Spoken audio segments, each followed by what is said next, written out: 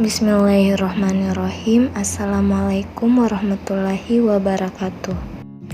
Pada kesempatan ini saya akan membawakan materi yaitu analisis kata yang sering menjadi kesalahan umum berbahasa yang digunakan oleh masyarakat. Sebelum itu, perkenalkan, nama saya Yahdia Kurniawan dengan NIM 2104010081 dari kelas EQ1C, nomor absen 17. Salah satu hambatan dalam proses komunikasi adalah kurangnya keterampilan berbahasa. Wujud dari kurangnya keterampilan berbahasa itu antara lain disebabkan oleh kesalahan-kesalahan berbahasa.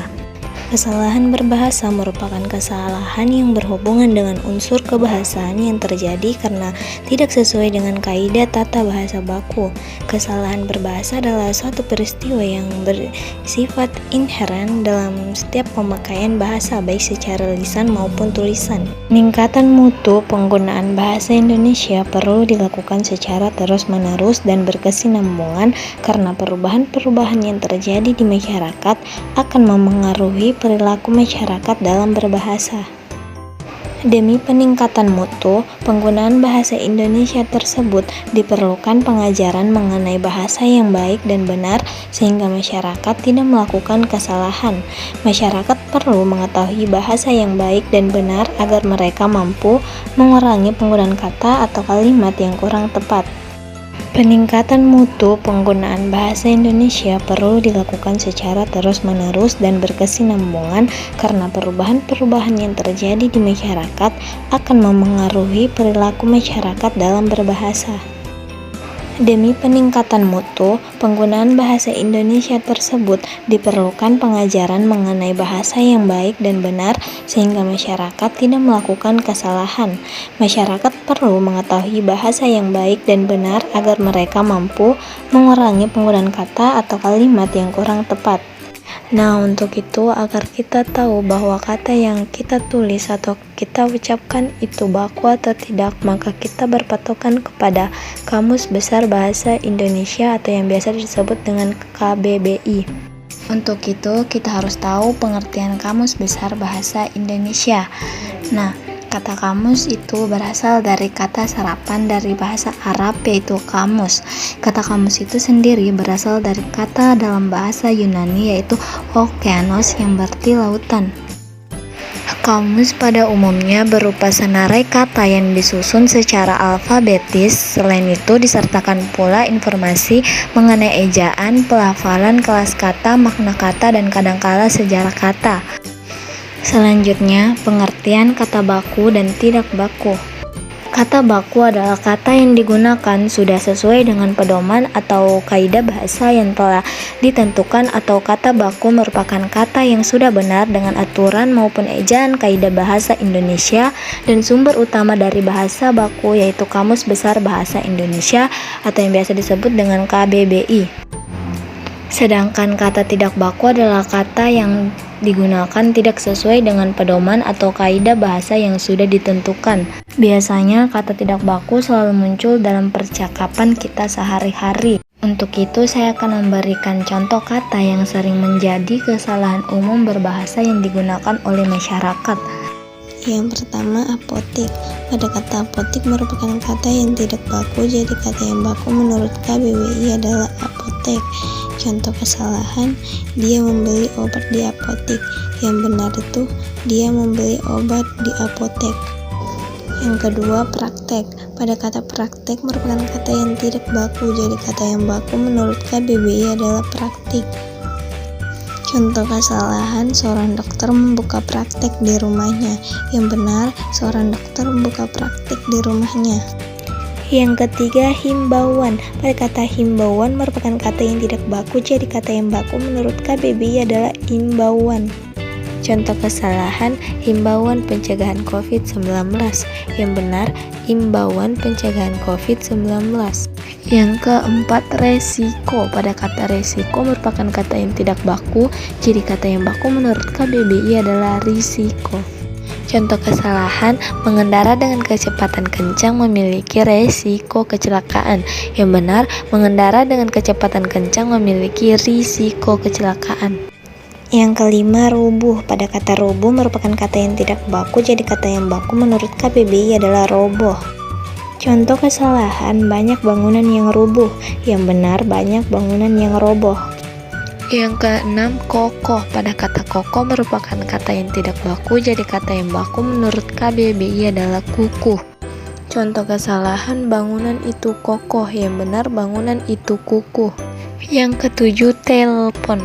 Pada kata telepon merupakan kata yang tidak baku, jadi kata yang baku menurut KBBI adalah telepon.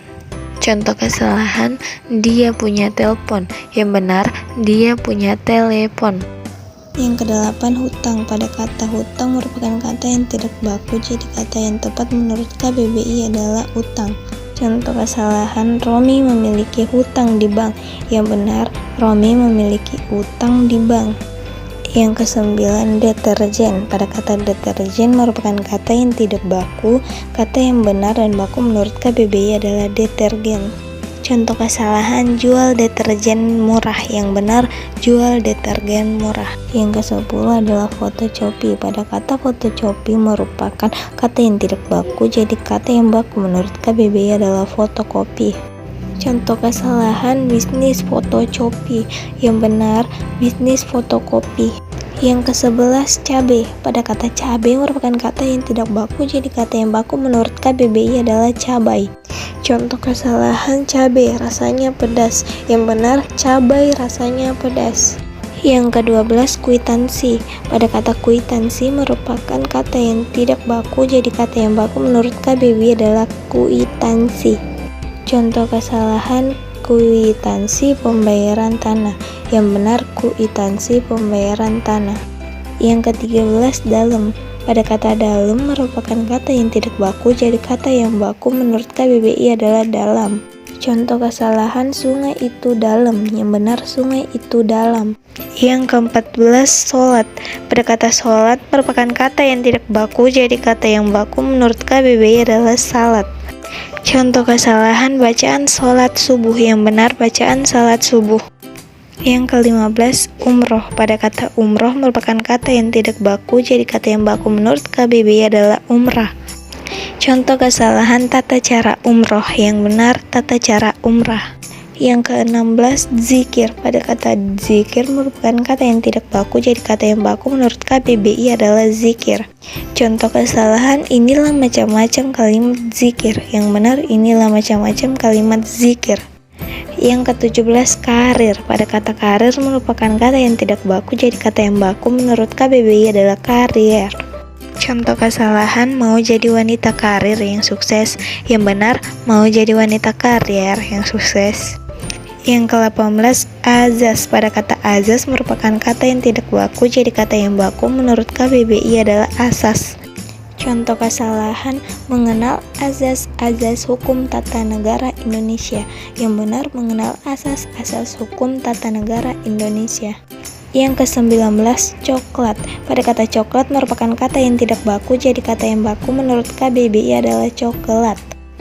Contoh kesalahan, proses pengolahan coklat. Yang benar, proses pengolahan coklat. Yang ke-20, izin. Pada kata izin merupakan kata yang tidak baku, jadi kata yang baku menurut KBBI adalah izin. Contoh kesalahan, guru memberi saya izin keluar. Yang benar, guru memberi saya izin keluar. Jadi itulah yang dapat saya jelaskan. Kesimpulannya, analisis kesalahan penulisan kata itu perlu dilakukan agar masyarakat dapat terbiasa menggunakan bahasa yang baku yang sesuai dengan kaidah Kamus Besar Bahasa Indonesia dalam kehidupan sehari-hari dan tidak tergantung dengan menggunakan bahasa yang tidak baku yang dapat menimbulkan lunturnya budaya asli Indonesia. Dan sarannya, sebaiknya kita lebih peka dalam menggunakan bahasa Indonesia agar sesuai dengan kaidah yang diberlakukan. Di samping itu, mempertahankan kaidah bahasa Indonesia yang berlaku juga sebagai bahasa kebanggaan kita karena mampu menyatukan ribuan pulau dan etnis dari Sabang sampai Merauke. Baik, sekian yang dapat saya sampaikan. Assalamualaikum warahmatullahi wabarakatuh.